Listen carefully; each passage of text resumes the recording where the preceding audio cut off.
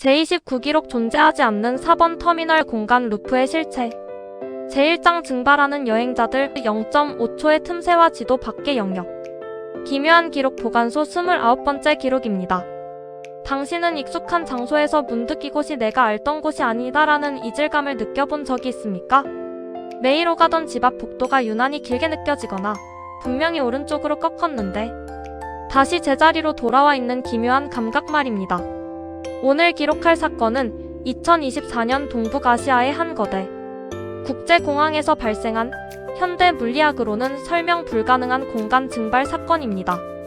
수천 명의 눈과 수만 대의 CCTV가 지켜보는 공항 한복판에서 단 한 걸음 차이로 세상에서 지워진 사람들의 기록. 우리는 오늘 그것을 4번 터미널의 저주라 부르기로 했습니다. 사건의 시작은 평범한 비즈니스 여행객이었던 김 씨의 실종이었습니다. 그는 중요한 계약을 위해 유럽행 비행기를 기다리고 있었죠. 보안 검색대를 통과하고 면세구역에서 커피 한 잔을 산 뒤 그는 게이트를 향해 걸어갔습니다. 하지만 그가 마지막으로 포착된 CCTV 영상은 기괴하기 짝이 없었습니다. 그는 분명히 3번 터미널의 끝자락에 있는 무빙워크에 올랐지만 카메라 사각지대를 지나는 0.5초 사이 그는 화면에서 영영 사라졌습니다. 더 이상한 점은 그가 사라진 방향에는 공식 지도에도 없는 4번 터미널로 향하는 이정표가 선명하게 찍혀 있었다는 사실입니다. 공항 보안팀은 이 영상을 확인하고 경악했습니다. 지도상에서 그 방향은 거대한 콘크리트 외벽이어야 했기 때문입니다. 하지만 김 씨는 마치 투명한 막을 통과하듯 벽 속으로 걸어 들어갔고 그 이후로 그의 휴대전화 신호는 지상 어디에서도 잡히지 않았습니다. 제2장 미지의 이정표, 4번 터미널의 물리적 구조와 맥박치는 바닥. 실종자 가족들의 빗발치는 항의의 공항 보안팀 소속이었던 최 의원은 비밀리에 단독 조사를 시작했습니다. 그는 실종자들이 사라진 무빙워크 끝자락에서 기묘한 현상을 목격합니다.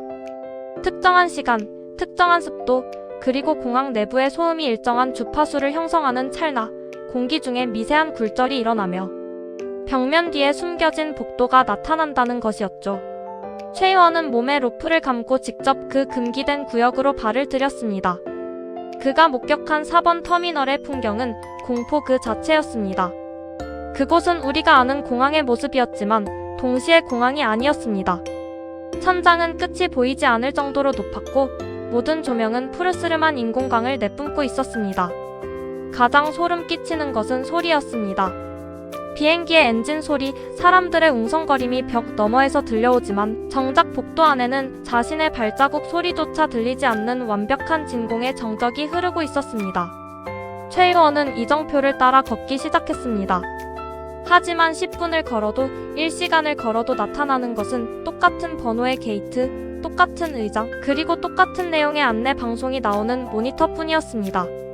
게이트의 유리창 너머에는 활주로가 있어야 했지만 그곳에는 오직 일렁이는 회색 안개만이 가득했습니다. 마치 이 공간 자체가 현실이라는 거대한 대륙에서 떨어져 나온 외로운 섬처럼 느껴졌습니다. 최 의원은 바닥을 만져보았습니다. 대리석처럼 보였던 바닥은 사람의 체온과 비슷한 온기를 머금고 있었고 그 표면 아래에서는 미세한 맥박이 뛰고 있었습니다. 바닥 타일의 틈새에서는 붉은색의 점액질이 미세하게 배어나오고 있었는데 이는 흡사 거대한 생명체의 모세혈관이 터진 것과 같았습니다. 그는 깨달았습니다. 이곳은 무기질의 건축물이 아니라 살아 움직이는 거대한 생명체의 내부와 같다는 사실을요. 제3장 루프의 법칙 기억을 영양분으로 삼는 공간의 섭식. 최 의원은 그곳에서 먼저 실종되었던 사람들을 발견했습니다. 하지만 그들은 더 이상 우리가 알던 인간의 모습이 아니었습니다. 공간 루프에 갇힌 지 불과 며칠밖에 되지 않았음에도 그들의 시간은 뒤틀려 있었습니다. 김 씨는 텅 빈 게이트 앞에 앉아 존재하지 않는 비행기를 기다리며 중얼거리고 있었습니다. 그의 머리카락은 하얗게 새어 있었고 피부는 마치 오래된 종이처럼 말라 비틀어져 있었습니다. 공간 루프는 그들의 기억과 시간을 동력 삼아 유지되고 있었던 것입니다. 그곳의 유일한 안내 방송은 아주 차갑고 기계적인 여성의 목소리로 이렇게 말했습니다. 승객 여러분, 4번 터미널은 당신의 목적지가 결정될 때까지 운행을 멈추지 않습니다. 단, 목적지를 잃어버린 분들은 이곳의 부속품이 되어 영원히 남게 됩니다. 루프에 갇힌 이들은 자신이 어디로 가려 했는지, 누구를 만나려 했는지 하나둘 잊어가고 있었습니다. 김 씨는 최유원이 다가가 말을 걸자 흐릿한 눈으로 그를 보며 물었습니다. 저기, 제가 가려던 곳이 뉴욕이었나요? 아니면 파리였나요? 기억이 안 납니다. 티켓이 백지로 변해버렸어요. 그의 손에 들린 항공권은 정말로 아무런 글씨도 적히지 않은 하얀 종이에 불과했습니다. 공간은 여행자들의 뇌에서 정보를 추출하여 자신의 벽면을 장식했습니다. 어떤 벽에는 실종자가 어린 시절 살았던 집의 벽지 패턴이 나타났고, 어떤 천장에서는 실종자가 짝사랑했던 이의 이름이 끝없이 나열되어 나타났습니다. 기억을 잃을 때마다 복도는 미세하게 수축하며 그들을 더 깊숙한 곳으로 밀어 넣었습니다. 그것은 마치 소화기관이 연동 운동을 하며 음식물을 분해하는 과정과 소름 끼치도록 흡사했습니다. 제4장 72시간의 사투 공간의 위상과 가짜 낙원. 최유원은 김 씨와 다른 생존자들을 이끌고 루프를 깨기 위한 사투를 시작했습니다. 하지만 루프 내부의 환경은 시간이 갈수록 가혹해졌습니다. 공항의 천장에서는 빗물 대신 끈적한 투명 액체가 떨어지기 시작했습니다. 그것은 위상과 비슷한 성분을 띠고 있어 닿는 곳마다 옷감을 녹이고 피부를 따갑게 만들었습니다. 공간이 본격적으로 인간이라는 단백질을 흡수하기 시작한 것입니다. 최유원은 공항의 구조를 머릿속으로 그리며 이 무한한 복도에서 유일하게 변하지 않는 것을 찾았습니다. 그것은 바로 층마다 비치된 비상용 전화기였습니다. 수화기를 들었을 때 들리는 미세한 정전기 소리. 최유원은 그 소리가 현실 세계의 공항 소음과 연결된 균열임을 알아냈습니다. 그는 생존자들에게 서로의 손을 놓지 말라고 신신당부하며 전화기 선을 따라 거꾸로 걷기 시작했습니다. 하지만 공간 루프는 침입자를 호락호락 보내주지 않았습니다. 복도의 벽면이 갑자기 흐물흐물하게 변하며 사람들을 집어삼키려 했고, 천장에서는 죽은 여행자들의 수화물들이 비처럼 쏟아졌습니다. 그 수화물 안에는 옷가지가 아닌 사람의 손가락과 머리카락들이 가득 들어 있었습니다. 공간이 이미 많은 여행자를 소화시켰다는 증거였습니다. 최유원은 환상을 보기도 했습니다. 죽은 아버지가 게이트 너머에서 손을 흔들고 있었고, 어린 시절 잃어버렸던 강아지가 복도 끝에서 짖고 있었습니다. 하지만 그는 이것이 공간이 내뱉는 심리적 마취제임을 알고 있었습니다. 그는 자신의 혀를 깨물며 정신을 다잡았습니다. 이건 가짜야.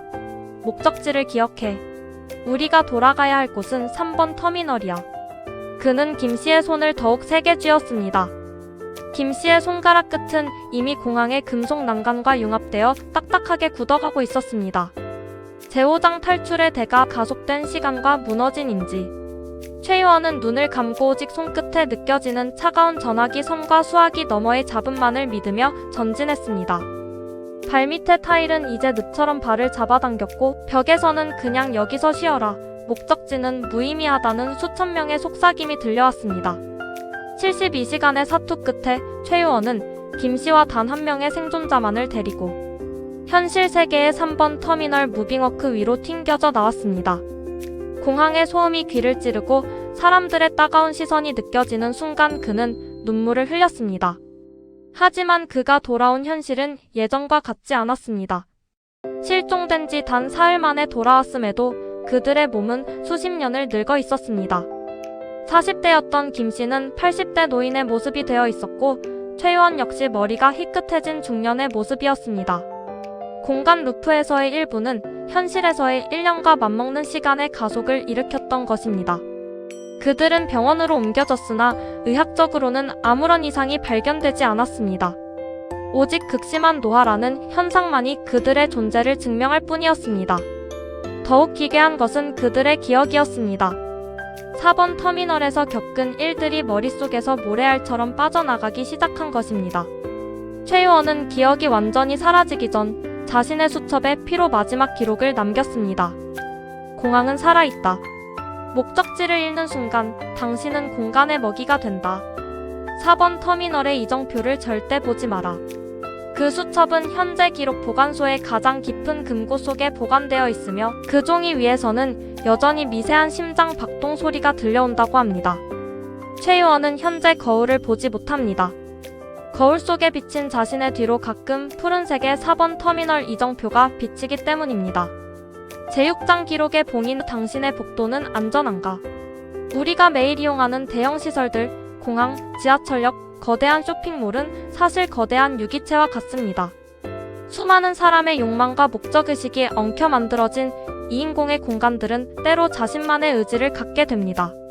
그리고 그 의지는 길을 잃은 나약한 영혼을 집어삼켜 자신의 덩치를 키우죠. 사건이 발생한 공항의 3번 터미널 끝자락은 현재 폐쇄되었습니다. 하지만 보안 요원들 사이에서는 여전히 기괴한 소문이 돕니다. 심야 시간이 되면 아무도 없는 무빙워크가 거꾸로 작동하기 시작하고 존재하지 않는 4번 터미널의 안내 방송이 스피커를 통해 들려온다는 것입니다. 승객 여러분, 이번 역은 당신의 기억이 멈춘 곳입니다. 소지품과 영혼을 두고 내리시기 바랍니다. 혹시 공항에서 환승을 기다리다 유난히 낯선 통로를 발견하셨습니까? 그곳에 4번 터미널이라는 이정표가 보인다면 설령 그곳이 지름길처럼 보일지라도 절대 발을 들이지 마십시오. 당신이 내딛는 그 한 걸음이 당신이 아는 세상에서의 마지막 걸음이 될 수 있습니다. 당신의 목적지는 당신의 머릿속에만 존재해야 합니다. 공간이 당신의 목적지를 대신 결정하게 두지 마십시오. 당신이 지금 걷고 있는 그 복도의 끝에서 누군가 당신의 이름을 부른다면 절대 뒤를 돌아보지 마십시오. 그것은 공간이 당신을 소화시키기 위해 내뱉는 감미로운 마취제일 뿐입니다. 기록은 계속됩니다. 부디 당신이 서 있는 그 복도가 끝이 있는 곳이기를 바랍니다.